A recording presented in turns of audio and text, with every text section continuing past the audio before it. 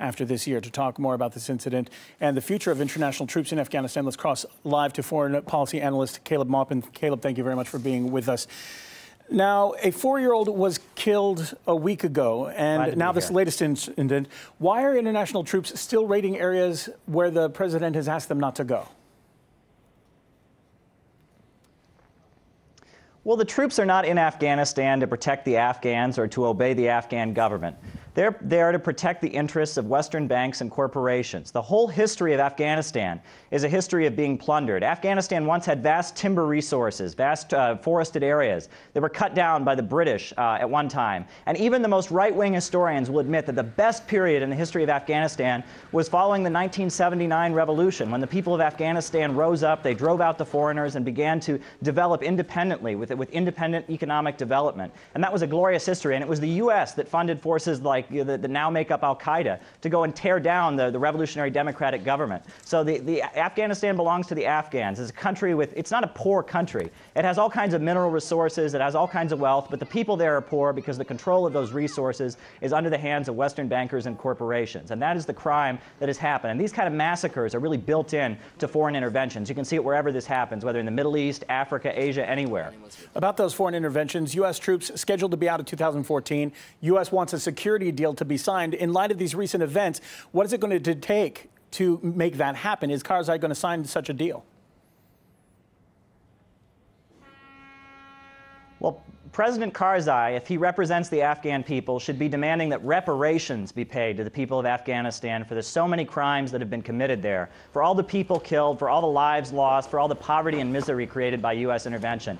And those reparations shouldn't come from ordinary working-class Americans. It ought to come from Halliburton. It ought to come from General Electric and all the military contractors that have made so much money off of the destruction of the people in Afghanistan and so many other countries in the world. Reparations need to be paid to the people of Afghanistan so that crimes like this don't go unaccounted for.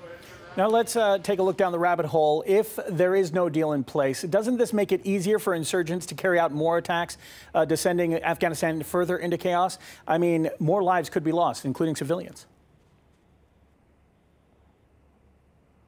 Well, that's always the argument that the foreign powers make. They always make it sound like they're invading a country just because they care so much about the people that are under attack. But all over the world, you can see the fruits of U.S. foreign intervention. Look at Libya today. Are they any better off since NATO and the U.S. went and overthrew Gaddafi? Is Iraq any better off? Are the people of the former Yugoslavia any better off? Everywhere the U.S. goes, everywhere the foreign powers go and overthrow a government, the result is poverty, misery, suffering. They've never improved the lives of the people, and the people have the right to run their own country. Afghanistan belongs to Afghans, and that's how it should be, and that's how every country is. Self-determination is a basic human right, and foreign troops should leave Afghanistan.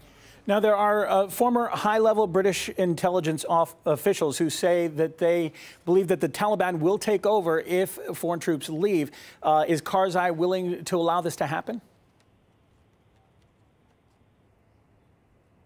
I don't know what's going on in Karzai's mind. I don't have that kind of insight. All I can say is that for the last 50, 100 years, we've seen what the fruits of Western foreign intervention is. Nowhere have they ever created peace or jobs or democracy or equality or whatever they're promising. Everywhere they've gone in and intervened, they've made things worse. They've created mass suffering, and we've seen massacres like this take place. The lives have been lost. It is a basic human right to run your own country, to not have foreign occupying troops there. The Afghan people have that absolute right, and the money that is being spent right now on occupying Afghanistan and oppressing people should be spent on jobs and schools and education for the crumbling society here in the United States. Schools are being closed, hospitals are being shut down. Why is our money here in the U.S., why is our tax money going to fund a foreign war in another country that's not benefiting anyone, let alone the people of the United States? All right, appreciate your thoughts on the subject. Foreign policy analyst Caleb Maupin, thanks for being with us here on RT.